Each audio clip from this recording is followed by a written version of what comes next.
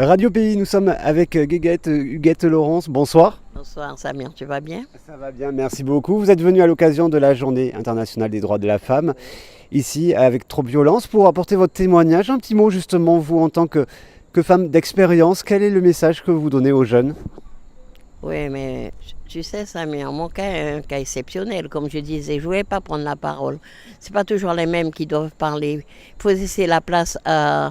J'ai entendu deux jeunes femmes. Ce soir, je vais méditer dessus. J'aurai 72 ans, je ne cache pas mon âge. Mais c'est pas évident. Je sens qu'elles demandent qu'elles soient plus entourées. Ils ont besoin de d'être accompagnés. Et c'est vrai qu'on les délaisse assez souvent, ces jeunes femmes. Je trouve Madame Simone Veil s'est tellement battue. Il y a un truc que je n'arrive pas à comprendre, c'est la contraception qui n'est pas, qui n'est pas assez en Guyane. Faut faire une campagne dessus. C'est pas normal que des jeunes femmes arrivent à faire des avortements tous les années. De mon temps, il n'y avait pas de contraception. Comment on appelle ça, comment on dit vulgairement, pour se protéger, il n'y avait pas, je crois, il n'y avait qu'en plastique. Maintenant, il y a tout. Un enfant, ça se commande sur un catalogue. Tu ne fais pas des enfants pour la CAF. Donc, je pense qu'il y a un gros travail à faire avec ces jeunes femmes. Parce qu'elles font des enfants comme ça, elles gâchent leur vie et c'est pas évident. Il y a un gros travail à faire. Et par rapport justement au travail également, la difficulté de rentrer sur le marché de l'emploi, vous avez quelques conseils à donner par rapport à ça? Mais quels conseils que je peux leur donner? Ici, malheureusement, comme je disais tout à l'heure, vous avez des jeunes femmes, bac+3, qui ne travaillent pas. Tout c'est une histoire de relations, de connaissances, de filants, comme on a dit en gros. Et ça, c'est pas évident, c'est Cayenne, pareil qu'en France. Malheureusement, ça, il faut faire encore un travail dessus. Il faut faire un gros travail. Il y a beaucoup de femmes qui ont des diplômes et puis il y a d'autres qui, comme je disais tout à l'heure vulgairement, ils n'ont qu'un diplôme et puis par relation, ils sont là dans des collectivités, dans des organismes à faire les gens chier. Radio Pays, nous sommes avec Amani Candace justement, bonsoir. Bonsoir, belle bonsoir. Vous êtes présente à l'occasion de cette conférence autour de la droit de la femme ici avec Trop Violence. Un mot justement sur votre parcours, quel est le message que vous pouvez délivrer aujourd'hui? Alors c'est une conférence débat, enfin c'est un débat plutôt. Eh ben, le message c'est qu'en fait les femmes, on est dans un système qui a inversé les valeurs, puisque à l'Antiquité le matriarcat était de mise partout, et qu'aujourd'hui en fait on doit retrouver un système de complémentarité. Et la femme a un rôle très important à jouer pour donner la confiance en soi, pour donner des connaissances aux enfants, l'estime de soi et surtout la fierté de notre magnifique territoire, la Guyane, qui a tant de choses à apporter, il y a tant de choses à faire en Guyane. Et malheureusement, nos jeunes ne connaissent pas beaucoup leur propre pays. Donc en tant que femme, il y a un rôle très important dans l'éducation. Le milieu scolaire c'est quelque chose, mais l'éducation que les mamans doivent donner aux enfants est très importante pour donner aux enfants des valeurs, des repères et l'envie de s'investir pour leur propre territoire. C'est également le message que vous délivrez au quotidien avec votre association? Oui, disons on essaye d'amener effectivement la connaissance de la Guyane qui est tellement riche, qui a tellement de choses intéressantes. C'est ce qu'on essaye de faire auprès de notre jeunesse, leur donner la fierté, l'estime de soi. C'est important l'estime de soi pour qu'ils puissent s'investir dans des projets. Donc effectivement, on essaye d'amener la connaissance de la Guyane aussi, qui est vraiment méconnue de notre jeunesse, tout ce qu'il y a comme plantes, tout ce qu'il y a comme richesse historique, comme lieu magnifique. On a vraiment beaucoup de choses intéressantes et c'est vraiment dommage que nos jeunes ne connaissent pas. Et justement, comment vous la voyez, cette jeunesse, ces jeunes femmes de demain? Bien, je pense que on a une jeunesse qui est décomplexée, mais qui malheureusement se retrouve un petit peu happée par un système qui a mis en place certaines stratégies, qui fait que les jeunes sont un peu détournés je pense, d'une certaine réalité. Donc le défi, c'est de permettre que ces jeunes-là prennent conscience qu'il y a vraiment d'autres richesses, d'autres potentiels, et que ce n'est pas uniquement copier les stars qu'ils vont voir à la télé, bling bling ou dans les clips, mais qu'il y a vraiment quelque chose, un potentiel à mettre en œuvre pour pouvoir s'investir pour le futur de leur pays, tout en voyageant. Voir des choses à l'extérieur, c'est très bien, mais on a vraiment beaucoup à faire ici, chez nous en Guyane. Et donc le défi, c'est que ces jeunes-là arrivent à prendre conscience que ce qu'on peut voir dans les clips, c'est pas forcément ce qu'il y a à copier, et qu'il y a à revaloriser aussi l'image de la femme qui est un petit peu dégradée justement dans tous ces clips que les jeunes regardent, et qu'il faut redonner une image positive de la femme, de la jeune fille, qui a un rôle très important à jouer pour construire cette jeune société guyanaise. Vous êtes venue à cette conférence en tant que maman, grand-mère, c'est ça aussi? Je suis venue à cette conférence déjà parce que c'est la journée des droits de la femme. Vous avez vu que c'est réservé uniquement aux femmes jeunes, aux moins jeunes. Et c'est quoi le message que vous avez pu délivrer justement peut-être aux jeunes générations? Eh bien, aux jeunes générations, d'abord, nous les avons tout d'abord écoutées. Parce que je crois que c'est elles l'avenir. C'est elles l'avenir. Nous, on peut leur communiquer nos expériences. Elles en prendront ce qu'elles pourront. Mais il faut dire que nous évoluons dans une société qui est quand même différente de ce que moi j'ai connu. La société, elle évolue, vous avez dit. Est-ce qu'elle évolue dans un sens qui est favorable aux femmes en Guyane? Moi, je pense que la société ne met pas forcément toujours la femme en valeur. C'est pour cela qu'aujourd'hui, il y a une journée des droits de la femme. Parce que les femmes, elles se sont battues. Elles se sont battues pour pouvoir voter. Elles se sont battues pour pouvoir déjà exister. Alors que finalement, la femme, c'est elle la première, c'est elle qui donne la vie en fait. Et elle devrait être mieux et plus respectée. Vous êtes dans un milieu finalement professionnel qui n'est pas forcément féminin majoritairement. Vous avez été obligé de vous battre plus que d'autres femmes pour réussir?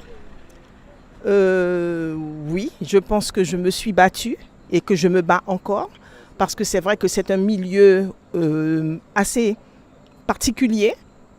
Mais de toutes les manières, lorsqu'on est compétent, il n'y a qu'à le constater, tout simplement. Radio Pays, nous sommes avec Johanna Décembre, bonsoir. Bonsoir. Vous êtes participante justement à cette conférence débat ici à Trop-Violence. Vous avez 20 ans, vous êtes sur Cayenne, c'est ça? C'est ça. Alors un mot sur votre participation à cette conférence. Qu'est-ce que vous avez pu évoquer? Qu'est-ce que vous avez pu également entendre?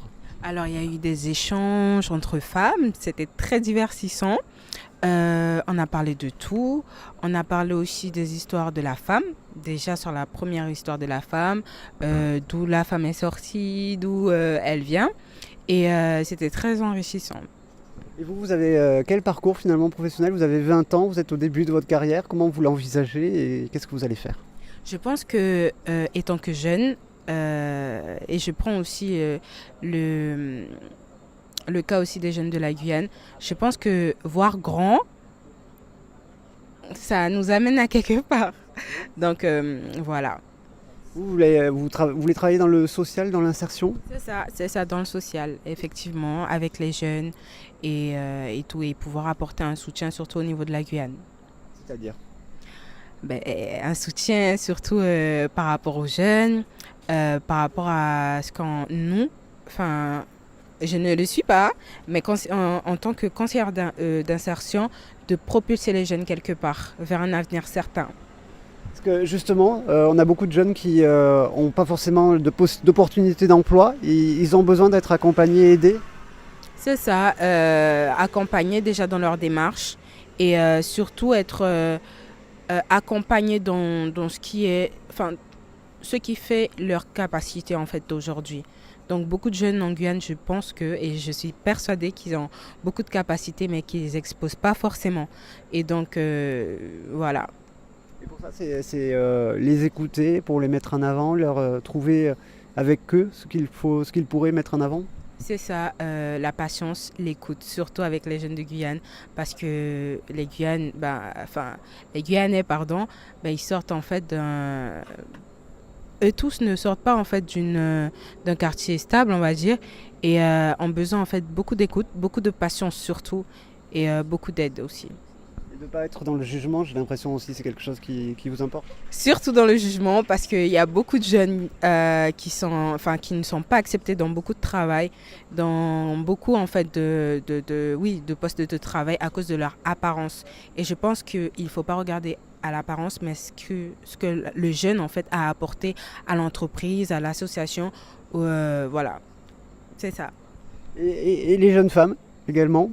Les jeunes femmes aussi, en fait je mets les jeunes femmes et tout comme les hommes, avec un grand H, hommes et femmes.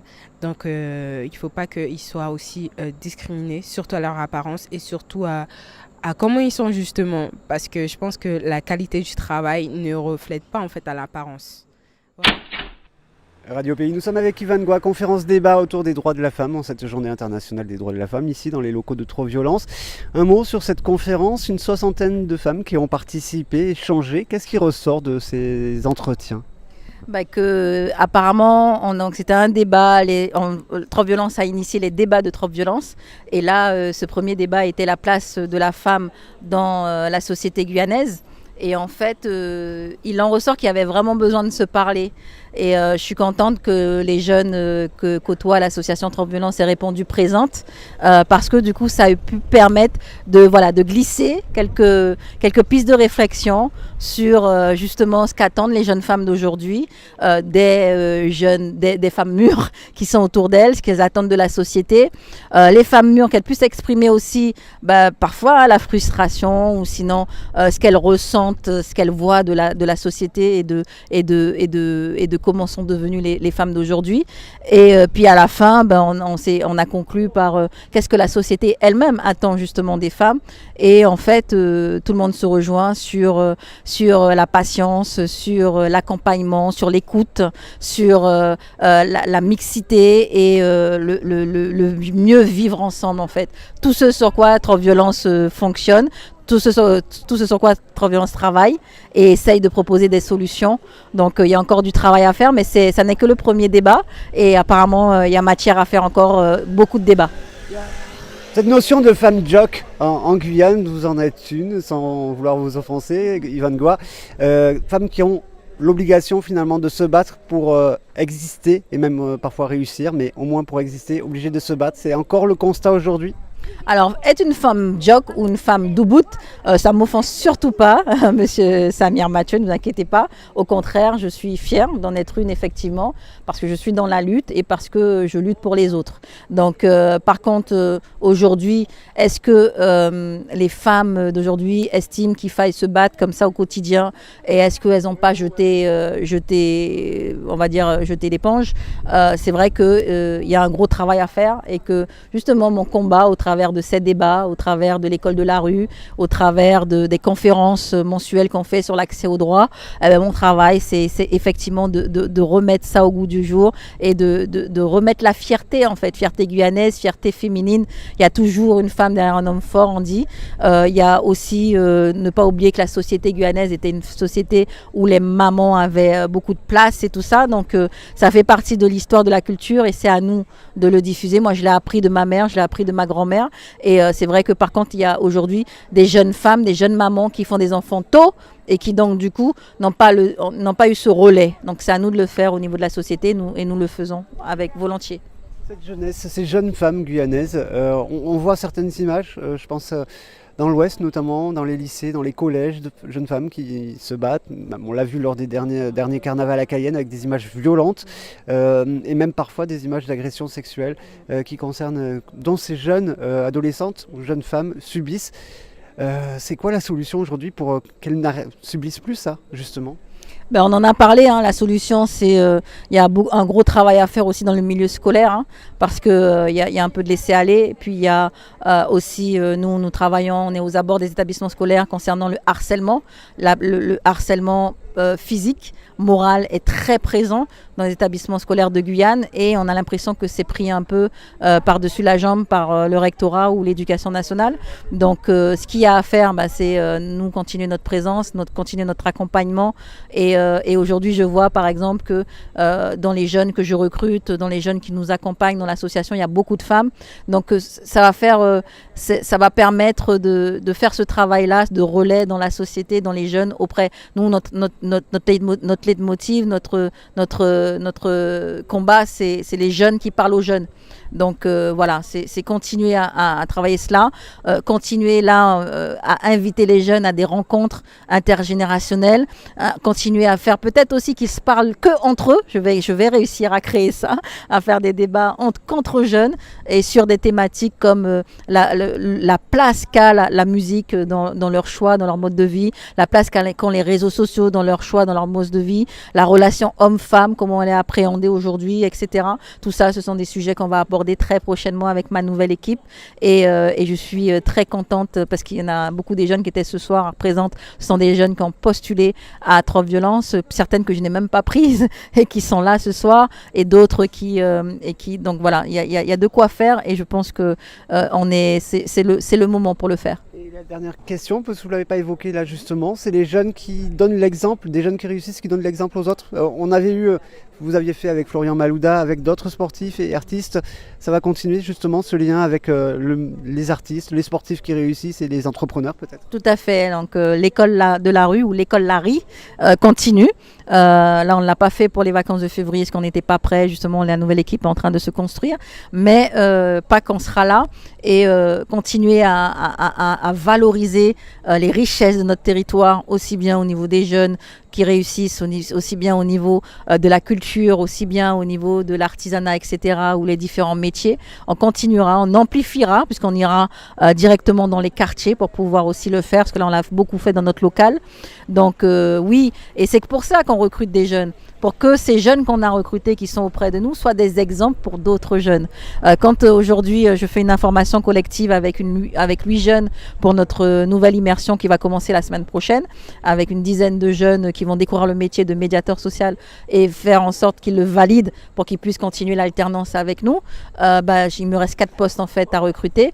En fait le but c'est que ces jeunes-là soient effectivement un repère, un relais auprès de la jeunesse et qu'ils parlent aux autres, et aussi bien aux abords des établissements scolaires, dans les quartiers, etc. Donc on continue le combat et au contraire on l'amplifie, on le multiplie. À Saint-Laurent-du-Maroni, il y a beaucoup de jeunes qui ont besoin justement d'assistance. Est-ce que vous allez venir justement parce qu'il y a une forte attente dans l'Ouest aussi? Tout à fait. On est en train de travailler, donc on organise tout ça.